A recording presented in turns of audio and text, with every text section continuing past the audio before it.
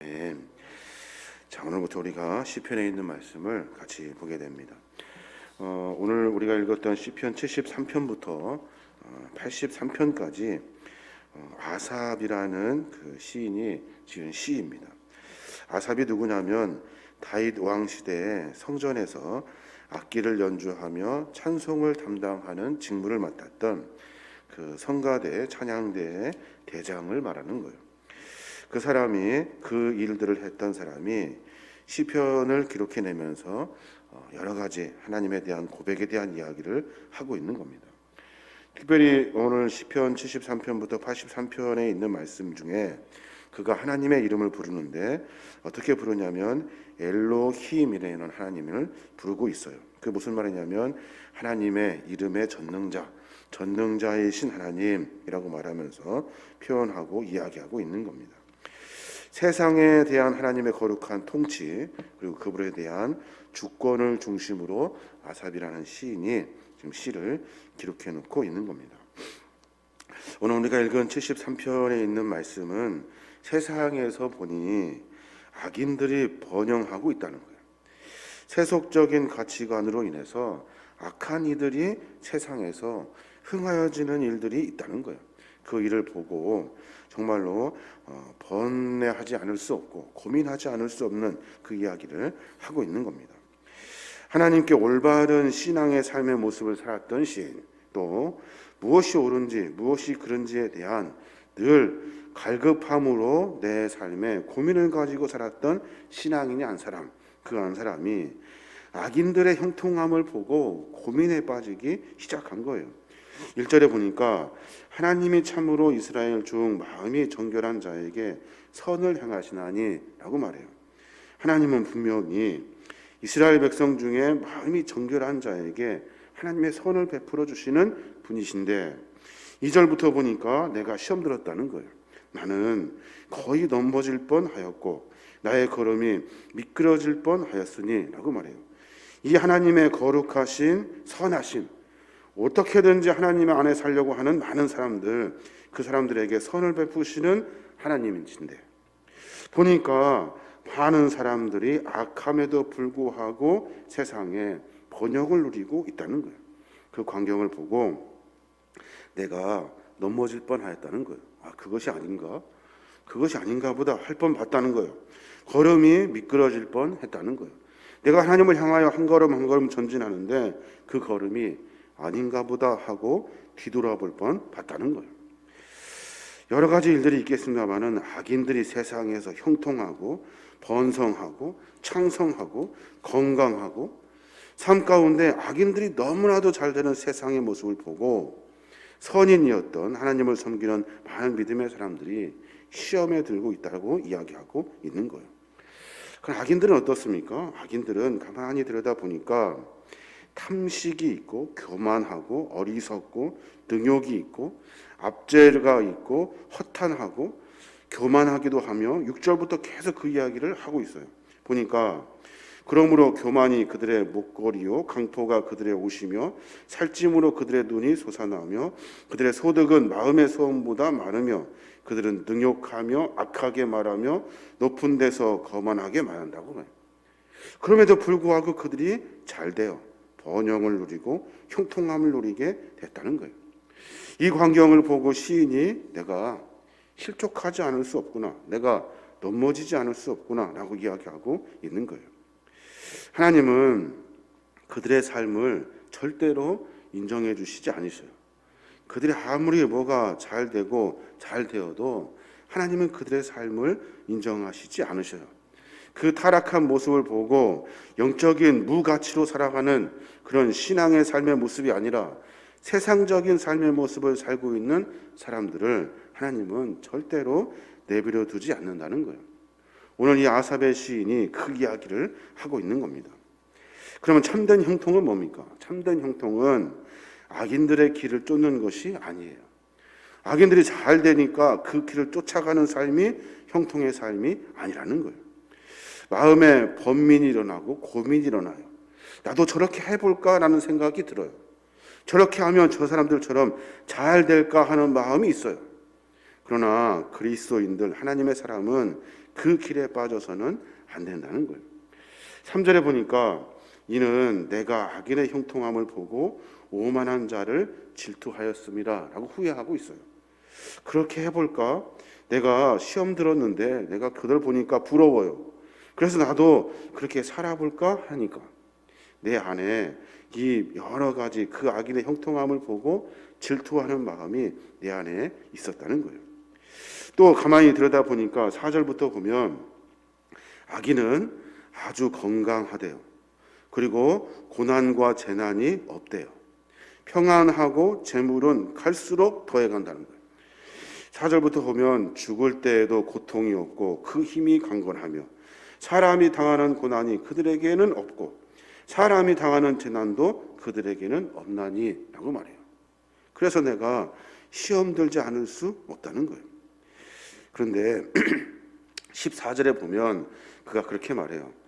나는 종일 재난을 당하며 아침마다 징벌을 받도다 라고 말해요. 저 사람들은 잘 되는데 나는 맨날 고난을 당하고 재난을 당하고 아침에 일어나면 매번 징벌 같은 삶을 살고 있다는 거예요. 그러니 내가 시험 들지 않을 수 없다라고 이야기하고 있는 겁니다. 오늘 1절부터 16절에 있는 말씀을 보면 그럴듯합니다. 세상 사람들이 옳은 것 같아요. 모든 세상 사람들이, 하나님 없이 살아가는 사람들이 다 잘 되는 것 같아요.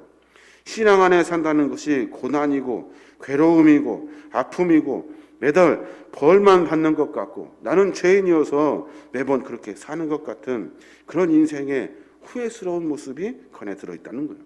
그런데 하나님은, 여러분 잘 아시는 것처럼 하나님은 그 악한 이들을 내버려 두지 아니하셔요.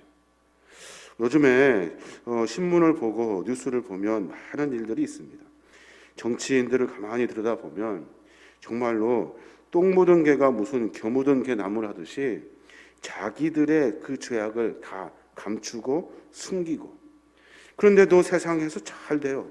수십억씩 다들 막 챙겨가면서 돈을 막 저 불이하게 모음에도 불구하고 그들은 잘 살아요. 잘 살아요. 그들은 모든 것이 잘 되는 것 같아요. 근데 들여다보면 순전히 다 죄악이고 교만이고 그 안에 있는 모든 것들이 다 악해. 그런데 잘 사는 것 같아요. 큰 차 타고 다니고 좋은 집에 살고 자손들은 대대로 번성하는 것 같아요. 모두가 다 잘 살아요. 또 검찰도 가만히 들여다보면 정의를 바르게 세워야 하잖아요. 근데 검찰이 자신들을 위해서 뒤에 사람들을 줄 세워요. 그러니까 다들 그 안에 그 뒤에 서서 막 추앙하듯이 쫓아다녀요. 범죄 파일을 가지고 분리할 때, 자기들이 분리할 때 그것을 사용해요. 그때마다 잘못된 건 잘못됐다고, 잘못된 건 잘못됐다고 말하며 그러고 나서 재판하고 나가야 되는데 내버려 두고 시간 끌기 하고 자기에게 필요한 일들만 해요. 그러니 다 잘 사는 것 같아요. 다 잘 되는 것 같아요. 그러나 우리가 분명히 알고 깨달아야 할 것은 하나님은 그 일을 원하시지 않는다는 거예요. 그렇게 악한 이들과 함께 악한 이들끼리 살아가는 교만과 강포와 탐욕과 그리고 다른 이들을 압제하고 능욕하고 거만한 삶을 살고 비방하고 중상모략하는 이런 배신의 삶을 살아가는, 하나님을 신성모독하고 살아가는 그들의 삶의 모습을 하나님은 절대로 내버려 두지 아니하신다는 거예요. 오늘 시편에 있는 결론에 있는 말씀에 보면 15절에 그렇게 말해요. 내가 만일 스스로 이르기를 내가 그들처럼 말하리라 하였더라면 나는 주의 아들들의 세대에 대하여 악행을 행하였으리다 라고 말해요. 그런 광경을 보고 나도 똑같이 그들처럼 말하고 행동하고 살았다면 내 주의 아들들의 세대에 대해서, 내 믿음의 후손들에 대해서 악행을 행하며 사는 일이라고 고백하고 있는 거예요. 악인이 잘 되는 것 같아요. 그러나 그 악인의 끝은 자명해요. 하나님의 심판이 있고 악함에 대한 자기들의 보상이 있고 그의 삶의 모습 가운데 반드시 악한 이들로 하여금 다시 또 반복되는 그런 삶의 어려움을 당하게 되는 거예요. 그들에게는 배신이 있고 그들에게는 하나님을 모독하는 그런 신앙의 삶의 모습이 아니라 아주 하나님을 무시해버리고 살아가는 삶의 모습으로 말미암아 하나님의 진노를 받게 되는 거예요. 지금 당대에는 잘 되는 것 같죠. 그러나 그 끝은 자명한 거예요. 그러면 우리가 어떻게 살아야 합니까? 악인의 길에 우리가 들어서지 아니하도록 삶의 모습을 정비해야 돼요. 오늘 시편의 기사처럼 내가 넘어질 뻔할 수 있어요. 그러나 넘어져서는 안 되고, 내가 미끄러질 수 있어요. 그러나 완전히 미끄러 그 악한 길에 들어서는 그런 어리석은 사람이 되어서는 안 돼요. 악인의 형통함을 보고 오만한 자의 그 마음을 보고 질투하는 마음을 가져서는 안 돼요. 늘 하나님 안에 살아가는 공의의 삶, 하나님 안에 살려고 하는 정직의 삶, 무엇이 선인지 옳은지를 분별할 수 있는 하나님의 지혜로 삶을 살아야 하는 거예요. 그래야만이 하나님의 은혜를 누리며 살 수 있게 되는 거예요. 이제 내일 우리가 봐야 될 17절에 있는 말씀에 보면 그래서 성도는 성전을 찾아서 하나님을 찾아서 삶을 살아가는 일이 인생의 가장 중요한 일이라고 설명하고 있는 거예요. 성정 중심으로 하나님 중심으로 살아가는 삶의 모습이 세상의 가장 큰 가치를 살아가는 그런 믿음의 삶이 된다는 거예요. 하나님 말씀으로 성전 중심으로 하나님이 무엇을 원하시는지에 대한 고민을 가지고 삶을 살아가는 거예요.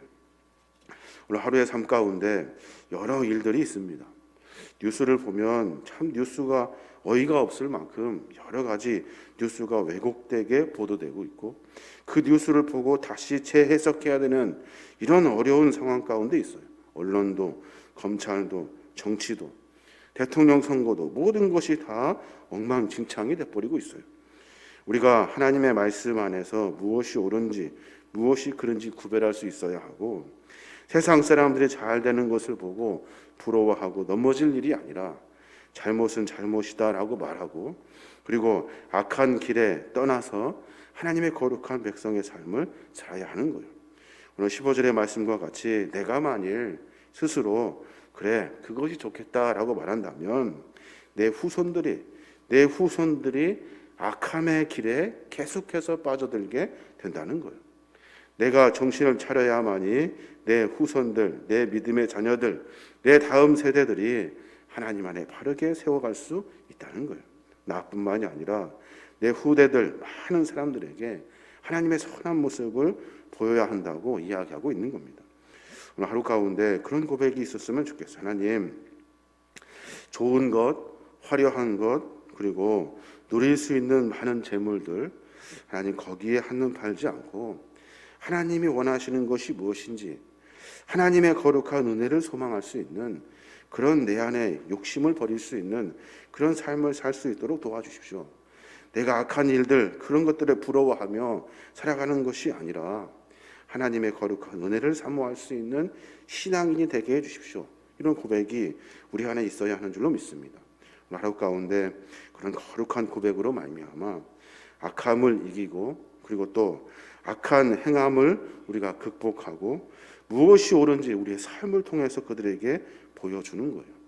어려운 일이지만 하나씩 점검해내고 한 걸음 한 걸음 전진할 때마다 우리의 삶 가운데 깊이 개입하셔서 우리를 통해서 일하시는 하나님의 은혜를 통해서 많은 사람들에게 그 의와 선을 많은 사람들에게 나타내실 줄로 믿습니다.